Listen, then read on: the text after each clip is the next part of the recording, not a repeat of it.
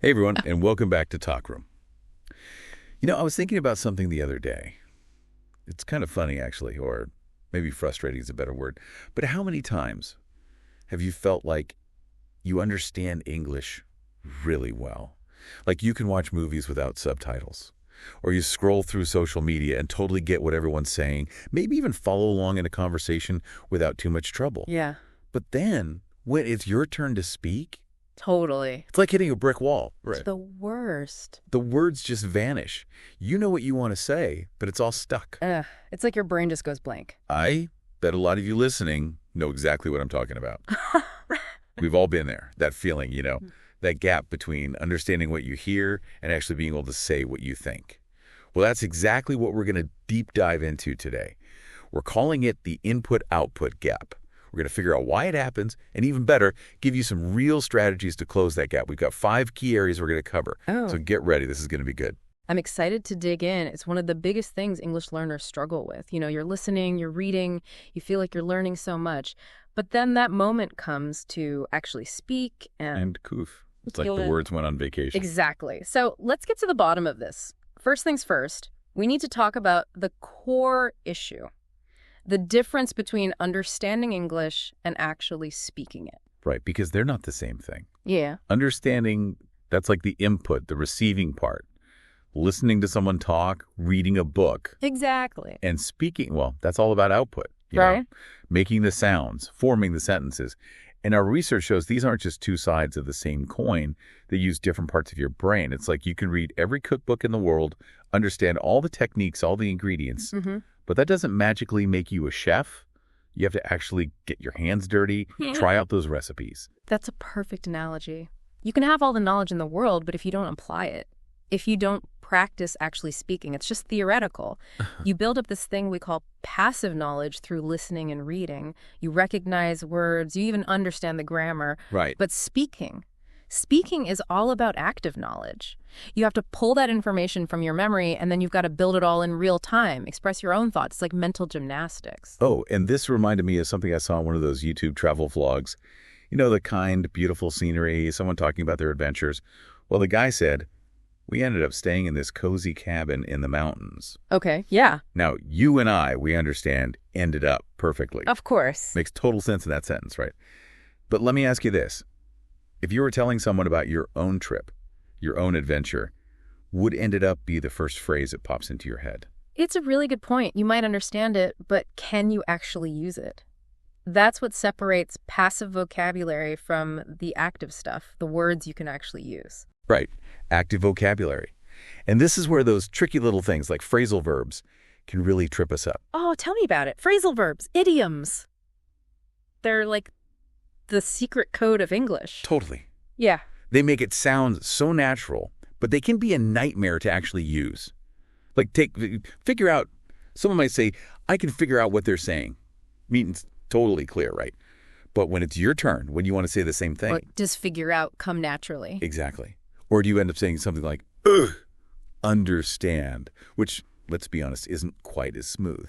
And then there's come up with, I can't even tell you how many times I've heard, I can't come up with the right words when I speak. Oh, me too. So relatable. It's frustrating, right? Because you know what they mean, you feel their pain. But then when you're the one struggling to speak, does come up with, just flow out of your mouth. Not always. And these are just 2-word verbs. We haven't even gotten to the 3-word ones. So it's like you think you have all the pieces, but you just can't put the puzzle together. Like run into. As in, I ran into some problems trying to explain myself. Again, you hear it, you get it. But saying it. Totally different. And then there's put together, like, I just can't put together a sentence fast enough. All those words swirling around in your head, but they just won't cooperate. It's so true. And that's why mastering phrasal verbs can make a huge difference in your fluency. They're everywhere. And then we have idioms, which take things to a whole other level. Oh, idioms. Those are like the brain teasers of English. They are, because the meaning is not what you'd think by just looking at the words themselves. Right, like it's on the tip of my tongue. Classic, right. Everyone's felt that. You hear someone say, I know the word, it's right there, I just can't remember it. The worst feeling. And you're like, yes, I've been there. But to actually say that yourself in a conversation, I don't know about you, but that takes some real effort for me. You and me both. It's about going beyond the dictionary definition and understanding the feeling, the imagery behind the words. Like with draw blank. Someone says, I tried to answer the question, but I just drew a blank. We've all had that mind gone blank moment, haven't we? Oh, yeah. It's like your brain just takes a vacation. It does. But again, actually saying draw a blank, that takes practice. Mm-hmm. And of course, there's the one that sums up everything we're talking about today. Talk the talk. I understand English pretty well. I can read, I can listen, but can I talk the talk? Not yet. It's the perfect way to describe that feeling of being stuck in the input-output gap. But there's good news. Oh, is there? There is. There are definitely things you can do to close this gap. Okay, I'm all ears. Okay, so first up, we have a technique called active recall. It sounds fancy, but it's actually pretty straightforward. And it's super effective. It's not just reading or listening passively. It's about actively trying to remember, trying to pull the information out of your brain. Like when you try to remember something, the harder you try, the better it sticks in your memory, right? Yeah, like studying for a test. You really have to make yourself remember the information. Exactly. So after you read an article or listen to something, don't just move on. Stop. Ask yourself, what were the main points? Can I say them out loud without looking back? Right. Like a little self-test. So like you read a news article online, put your phone down, close your laptop, and actually say out loud what you remember from the article. Yes, exactly. And you can even do it with flashcards. But instead of just the word on one side and the definition on the other. Make it active. Right. Write a question on one side, like, what does come up with mean? And on the other side. Use it in a sentence. Yes. That makes your brain work, forces you to produce the language, not just recognize it. And speaking of producing language, another really great technique is shadowing. This one's amazing for connecting input and output. Okay, how does that work? So you find a short audio clip or a video, could even be just a sentence or two to start, play it, pause it, and then repeat what you heard, trying to sound exactly like the speaker. Mimic them. Exactly. Copy their tone, their rhythm, even their pronunciation. It's like your voice is shadowing their voice. Okay. And if you want an example, think of a short scene from your favorite show, something you enjoy watching, easy to follow. And then try to say the lines exactly as the actors do. Mimic them in real time. It's like a fun acting exercise. Yeah. And it helps your mouth and your brain get used to producing English sounds. Yes. And the more you do it, the more natural it starts to feel. And if you're ready to really push yourself, we've got the output challenge. Ooh, a challenge. I like it. Tell me more. Okay, so here it is. After you listen to anything in English, anything at all, a podcast, the news, even a song, record yourself talking about it for 1 minute. Just 1 minute. Just talk. Anything at all. Anything. You don't need a perfect summary. Don't stress about grammar. Just get your thoughts out in English. Like, I just listened to a news report about the weather. They said, it's going to rain tomorrow. See, simple. Exactly. And you know what? Just doing that, just talking about it, that starts building that bridge between understanding and speaking. That makes a lot of sense. Okay, now what about this? Think of 10 phrases that you totally understand when you hear them, but you never actually say them yourself. Write them down. And then, here's the challenge. Use each of those phrases in a sentence out loud today. That's your mission. That's such a good tip, and it's a great way to activate those words that are just sitting there in your passive vocabulary. Okay, we've talked about the input-output gap and some strategies to tackle it. Now let's talk about the elephant in the room, fear. Oh, the fear. The dreaded fear. I think everyone learning a language feels that. It's huge, and it can really hold you back. We get so scared of making mistakes, scared of what people will think. We worry about finding the right word. And it's like our brain just shuts down. The words disappear. It's like stage fright. It is. It's totally stage fright. It's this anxiety that just blocks everything. When you get nervous, stressed, your brain focuses on dealing with those feelings.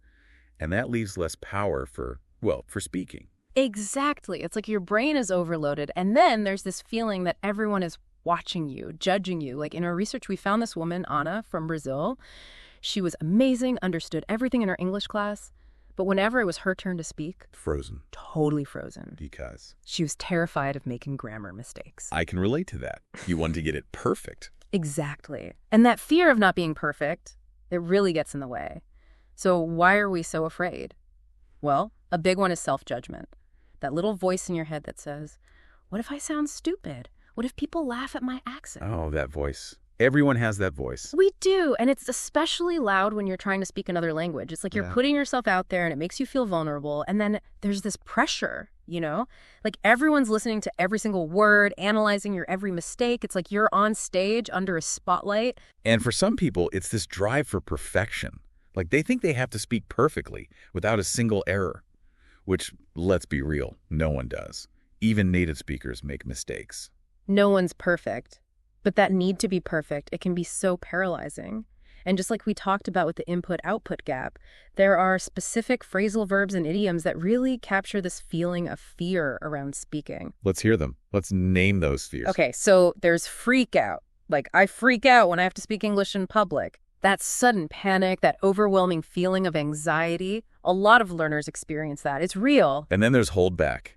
I hold back in conversations because I'm scared of sounding silly. You know, that feeling of being self-conscious, it can really stop you from even trying. And sometimes it's physical, like you literally choke up. I choke up when I have to speak in front of native speakers. It's like your throat tightens up, your voice shakes, and the words just get stuck. Oh yeah, I know that feeling. Yeah. And ultimately, what we all want is to get over that fear, right? Like, I need to find a way to get over my fear of speaking. That's the goal. It's not easy, but acknowledging it, naming it, that's a good first step. And some idioms really nail that fear too, like get cold feet, as in I always get cold feet before giving a presentation in English. You know that pre-show jitters, that sudden wave of nerves right before you have to speak? Oh, I get that all the time, even in my own language. Yeah. And sometimes all you need is to break the ice.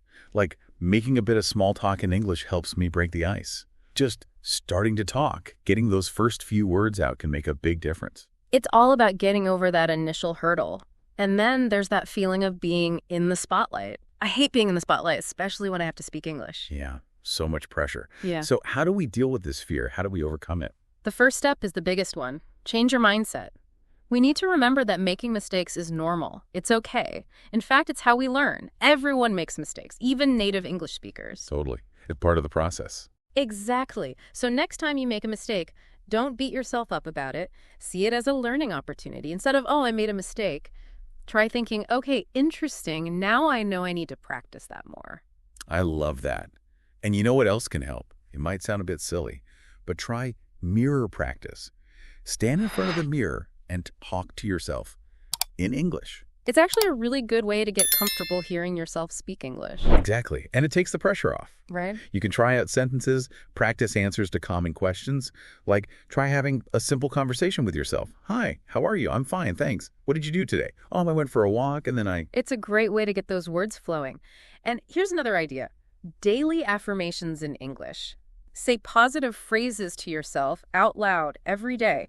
Simple things like, I can speak English. I express myself clearly. Every day my English is getting better. It might seem small, but trust me, it helps build your confidence over time. Like training your brain to believe in yourself. I like that. And I think this next tip is so important. Find safe spaces for practice. Places where you feel comfortable, where you don't feel judged. Yes, this could be a language exchange app. There are so many great ones out there. Everyone's in the same boat, learning, making mistakes, helping each other out. You can also join online groups, find a conversation partner, or even practice with a friend who's also learning English. The key is to find a space where you feel supported. And another powerful technique is visualization. Imagine yourself speaking English fluently in different situations. Picture yourself ordering food, chatting with friends, giving a presentation. And you're doing it confidently. Easily. Exactly. Your brain starts to believe it's possible, which can boost your confidence in real life.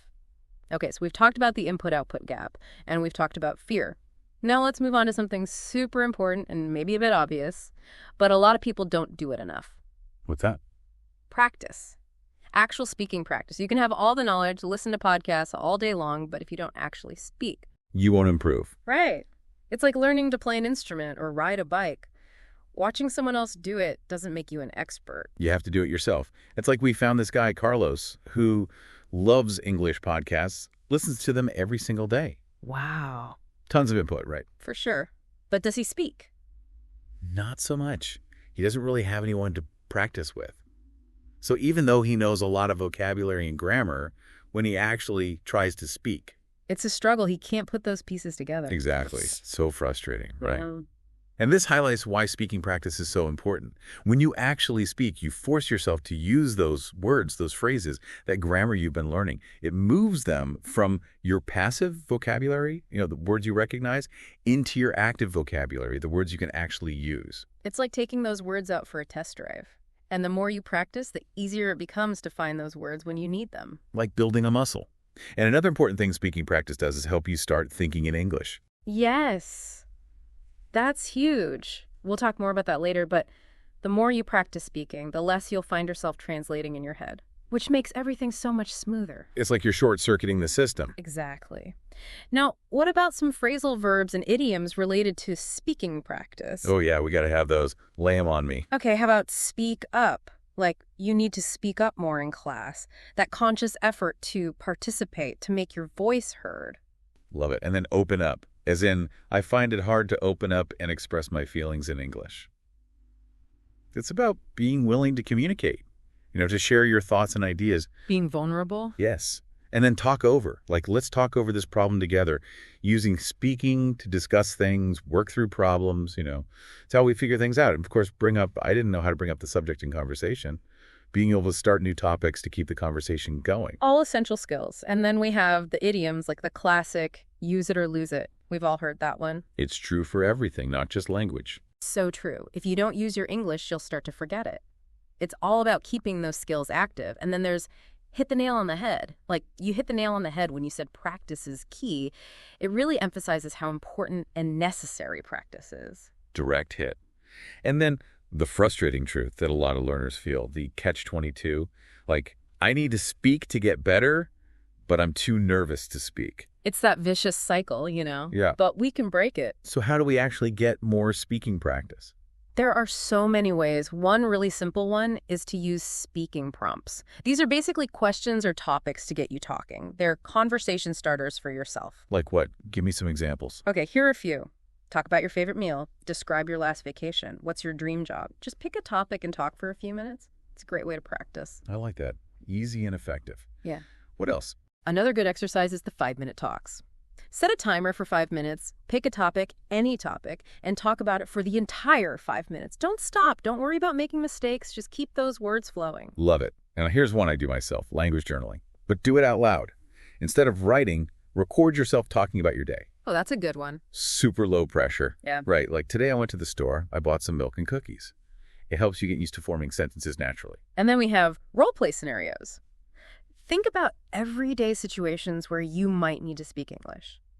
Ordering at a restaurant, checking into a hotel, asking a colleague a question. Real life stuff. Exactly. And then practice those conversations out loud. It'll make you feel more confident when those situations come up in real life. Okay, we're making good progress here. We've covered the input-output gap, fear, practice.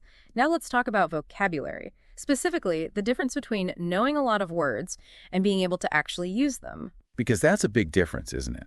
You can recognize a word, but can you pull it out of your brain when you need it? Exactly. We call it the difference between passive vocabulary, the words you understand, and active vocabulary, the words you can use. For example, you might know the word efficient. You see it, you hear it, you understand it. Mm-hmm. But how often do you actually say efficient? That's a good point. Probably not that often. Right. It's in your passive vocabulary, but not your active one.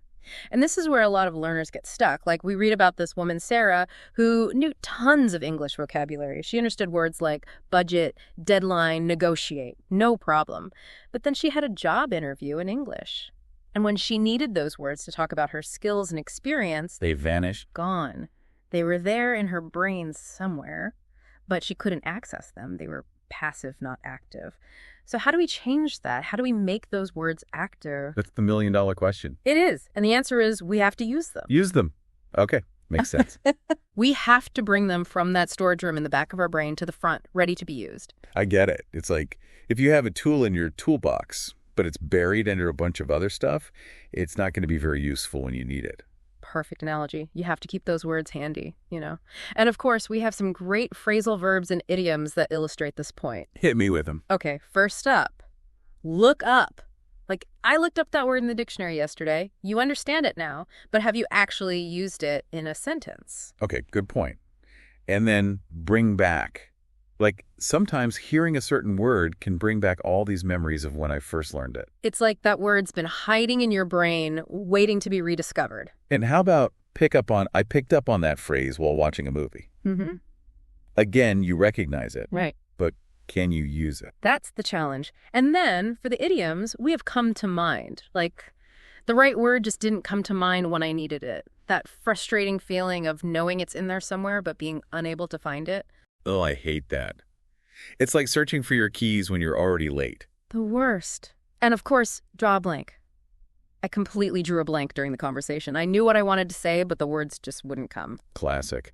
And every now and then you get that magical moment where a word just pops into your head out of nowhere. Mm-hmm. Out of the blue, the perfect idiom just came to me.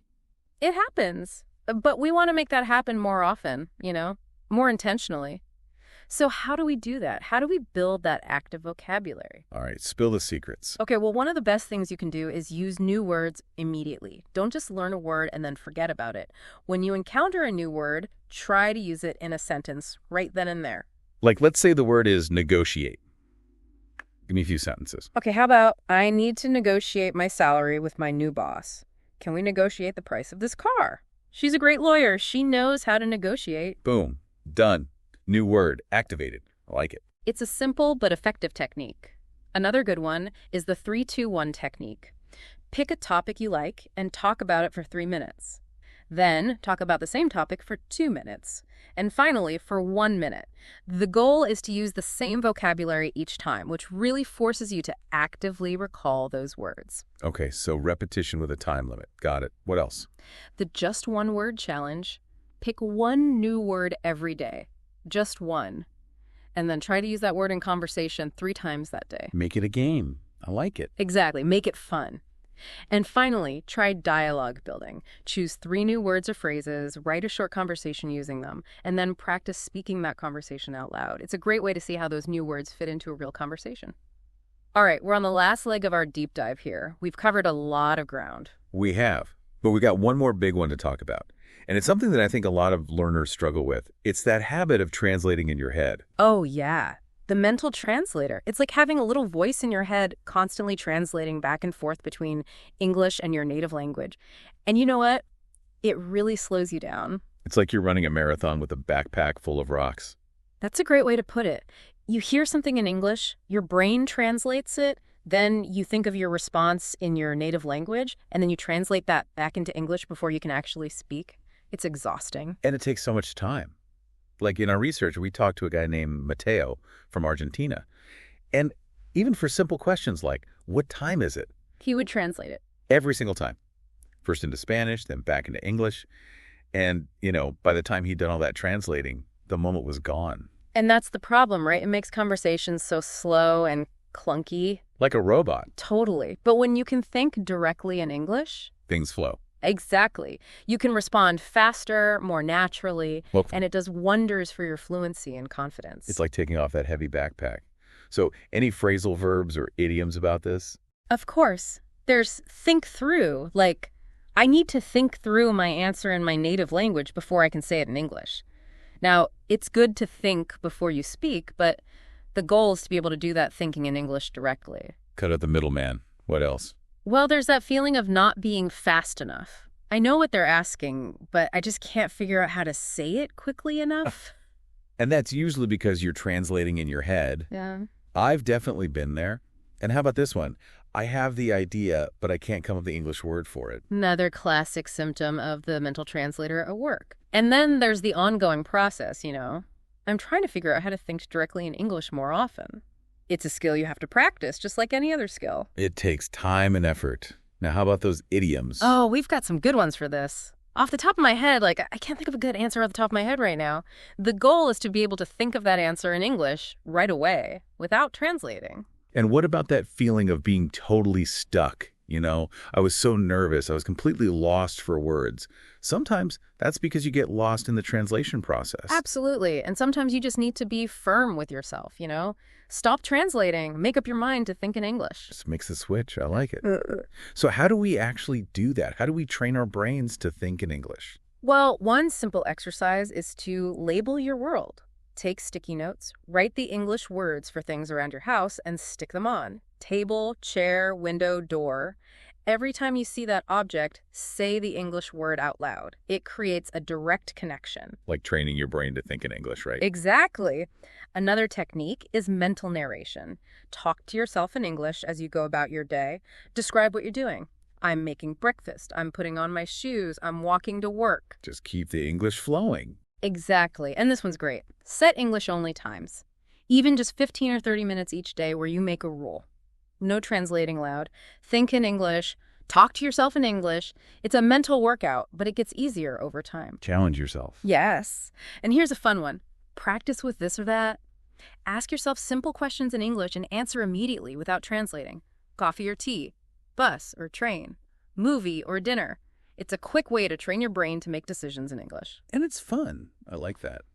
Any others? One more. Try dream practice. Before bed, imagine a situation, a short conversation, and play it out in your head entirely in English. It's a relaxed way to practice, and you might even remember some of it when you wake up. I'll have to try that. So we've reached the end of our deep dive today. We've covered a lot. We have. And the biggest takeaway is this. Understanding and speaking are different skills. You have to practice both. And remember, it's a journey. Exactly. And even small steps make a difference.